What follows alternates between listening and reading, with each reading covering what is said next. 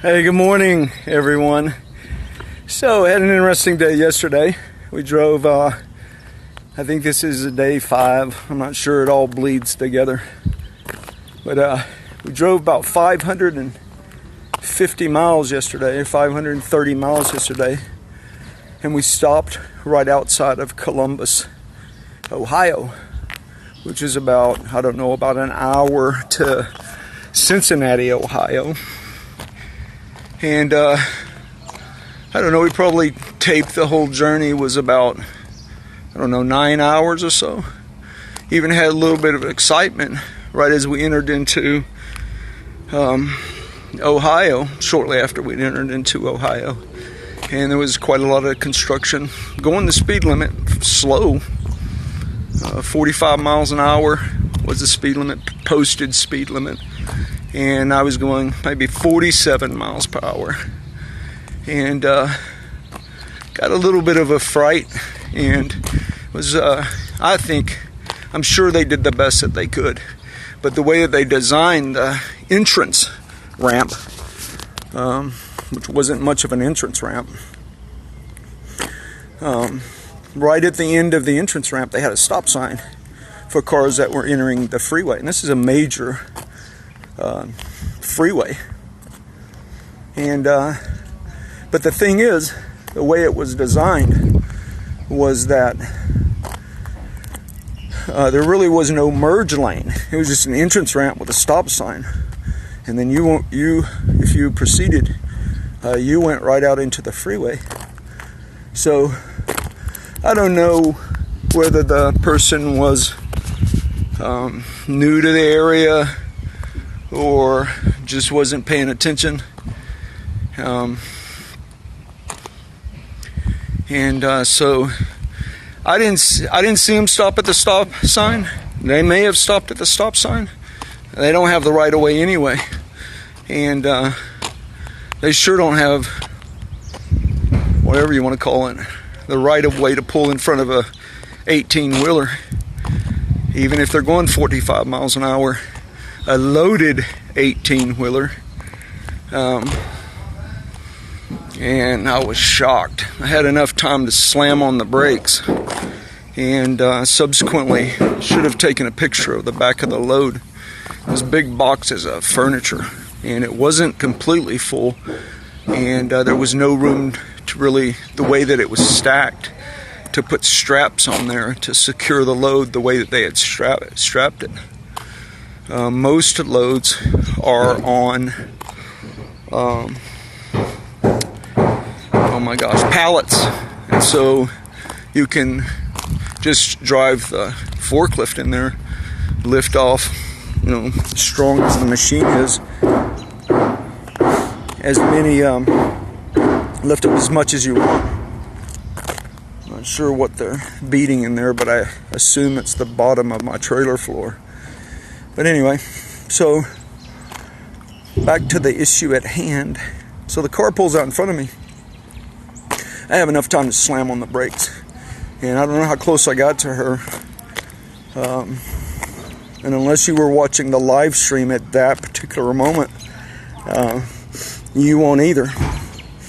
And that's a subject matter that I'll tell you about here in just a minute.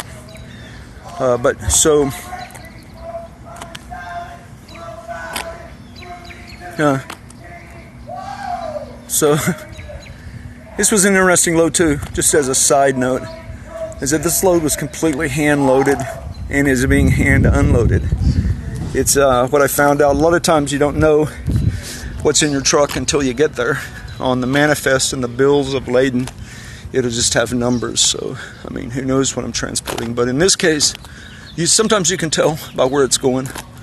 In this case, it was going to like a discount furniture store, so it was filled with somewhat medium weight load. I think it was 30,000 pounds of like lawn furniture, which actually is a lot of lawn furniture because that stuff's not that heavy. But anyway, so these guys, takes a lot longer to load it and unload it. They're probably about 7 or 8 guys that are unloading the truck. Hard job. And but they're unloading it by hand, so that's probably what you hear in the background. If you hear it, they're having a party at 7:40 in the morning. But I don't blame them if they're going to be unloading that truck. There's probably 5 of them, so they'll get it pretty quickly. And strapping young men. So the car pulls right out in front of me. I have enough time to slam on my brakes. Thankfully, the problem is that on each side, because it was a construction area, on each side of the freeway, there was probably about maybe a foot or two of a shoulder. I had a car beside me, and there was an 18-wheeler behind me. Again, what saved that woman's life was the fact that I was only going 45 miles an hour, the speed limit, 45 miles an hour. But in her defense, I guess, and like I say, I only assume they did the best thing that they could do, because it didn't seem like a good design to me to go to a no merge ramp, a stop sign, and bam, right on a major freeway.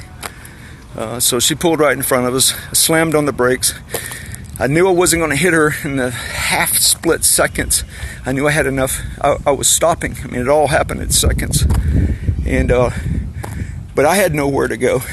Thankfully, the car beside me, I believe, saw what he or she, it was either a female or a small little guy with a pencil neck. So take your choice.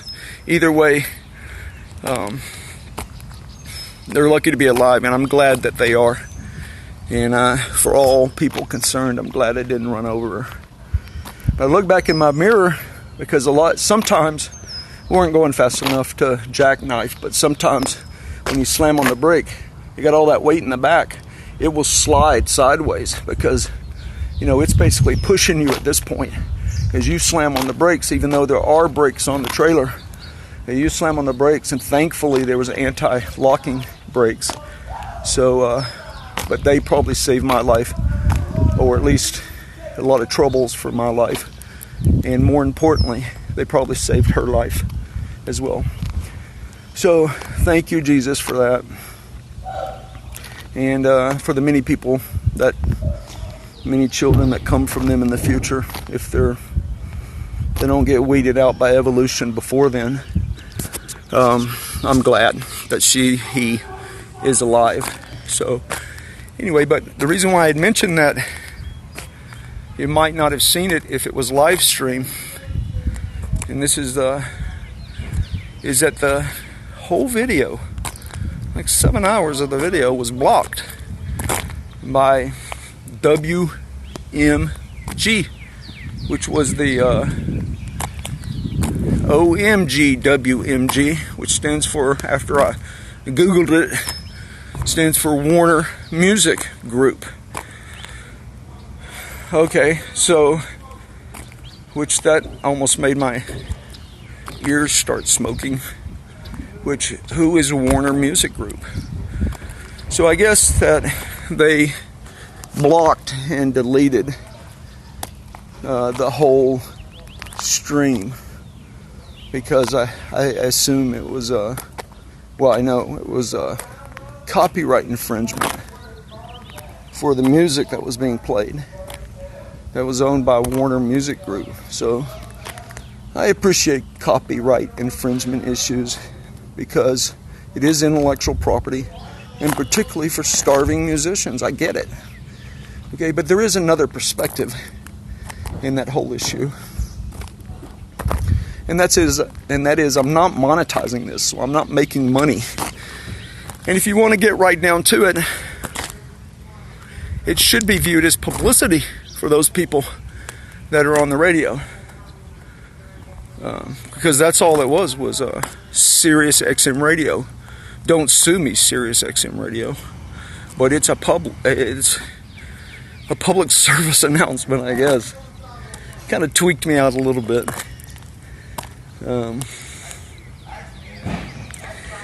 So many issues.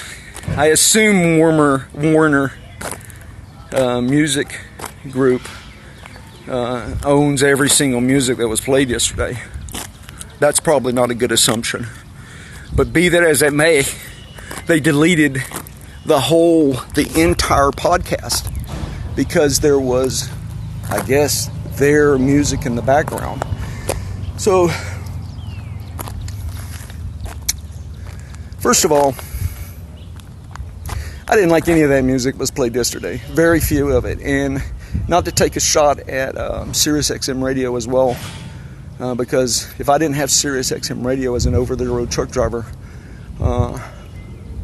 it would be more difficult. So I appreciate SiriusXM radio. I have 175 channels on SiriusXM radio, and I went through every single one of them. And of the music that was played, that was the best I could find with my filter. But just a little side note on there, the music that's all on SiriusXM radio, with the exception of a few songs that are able to thrust through to the listeners,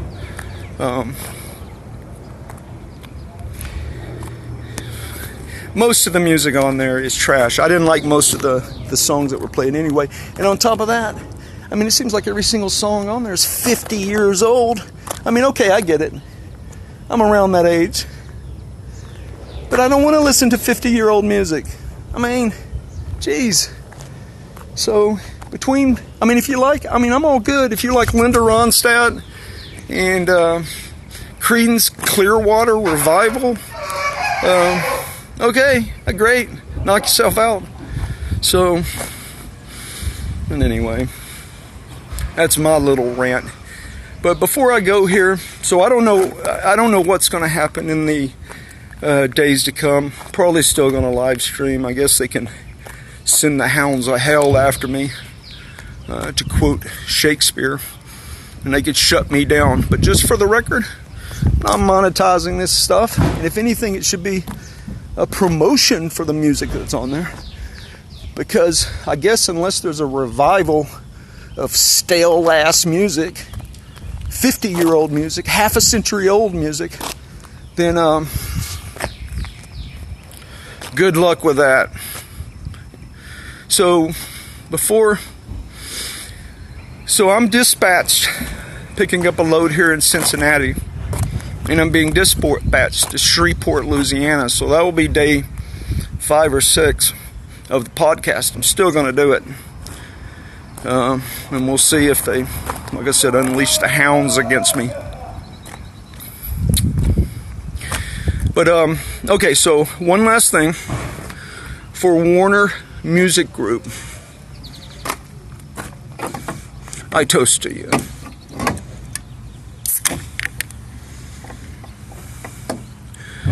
This is to you, Warner. This is for you, Warner.